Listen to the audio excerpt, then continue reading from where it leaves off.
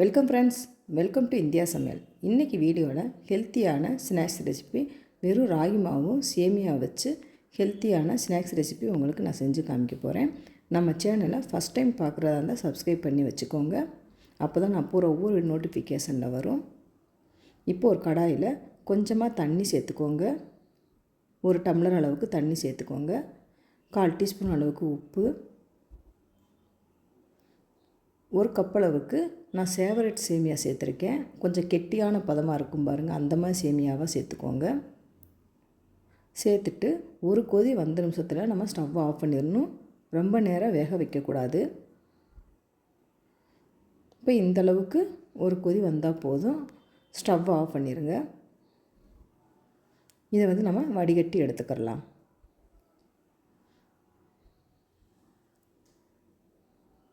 இந்த மாதிரி வடிகட்டிக்கோங்க. கொஞ்சம் கூட தண்ணி எதுவும் இருக்கக்கூடாது. இப்போ இந்த வடிகட்டின சேமியாவை வேறொரு பவுலில் மாற்றிக்கோங்க.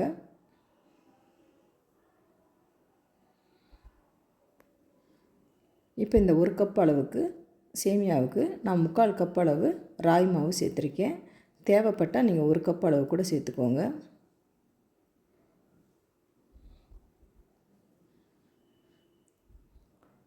வெங்காயம் பொடியாக கட் பண்ணி சேர்த்துக்கோங்க. கொஞ்சமாக கொத்தமல்லி இலை, கொஞ்சமாக கறிவேப்பிலை, மிளகாத்தூள் காரத்துக்கு ஏற்ப சேர்த்துக்கோங்க. 1 டீஸ்பூன் அளவுக்கு நான் சேர்த்துருக்கேன். உப்பு தேவையான அளவு சேர்த்துக்கோங்க. இப்போ சேர்த்துட்டு நல்லா கலந்து விட்டுக்கிறலாம். தண்ணி எதுவும் சேர்க்காதீங்க. அது சேமியாவில் இருக்க தண்ணியை நல்லா விடும். நல்லா பிணைஞ்சு விட்டுக்கோங்க. இப்போ தண்ணி பத்தலைன்னா கொஞ்சம் கொஞ்சமாக தண்ணி சேர்த்துட்டு பக்கோடா சேஃபுக்கு நம்ம பிணைஞ்சு எடுத்துக்கிறலாம்.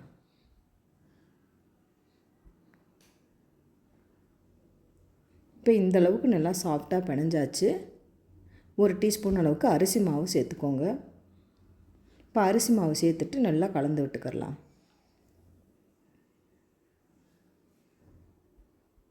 நம்ம சேமியாவை சேர்த்து பண்ணுறனால டேஸ்ட் கொஞ்சம் டிஃப்ரெண்ட்டாக இருக்கும், நல்லாயிருக்கும். ட்ரை பண்ணி பாருங்கள் ஃப்ரெண்ட்ஸ். இப்போ இந்தளவுக்கு நல்லா பிணைஞ்சி வச்சாச்சு. இப்போ எண்ணெயை நம்ம காய வச்சுக்கிறலாம். இப்போ எண்ணெய் நல்லா சூடாக இருக்குது. ஸ்டவ்வை மீடியம் ஃப்ளேமில் வச்சுட்டு கொஞ்சம் கொஞ்சமாக போட்டு பொரித்து எடுத்துடலாம்.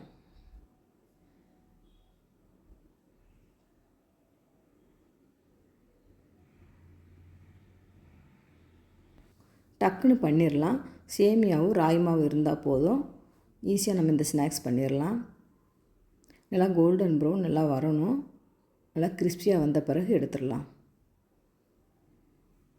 இப்போ இந்த மாதிரி நல்லா திருப்பி திருப்பி போட்டுக்கோங்க. இப்போ நல்லா வெந்துருச்சு. இப்போ எடுத்துடலாம்.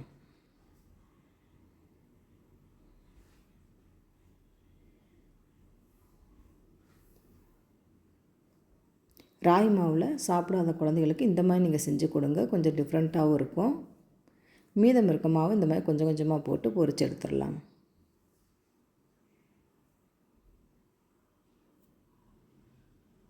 திருப்பி போட்டுடலாம்.